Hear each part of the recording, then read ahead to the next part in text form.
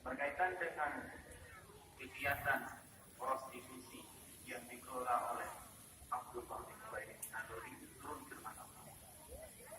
Karena Allah Subhanahu wa taala menyebutkan di surah An-Nur ayat 3. Allah memerintahkan wala tukrihu fatayatikum. Jangan sekali-kali kalian memerintahkan atau menyuruh paksa perempuan-perempuan yang di bawah pengawasan kalian. Perempuan-perempuan yang berada di bawah tanggungan kalian untuk melakukan pelancuran. In aradna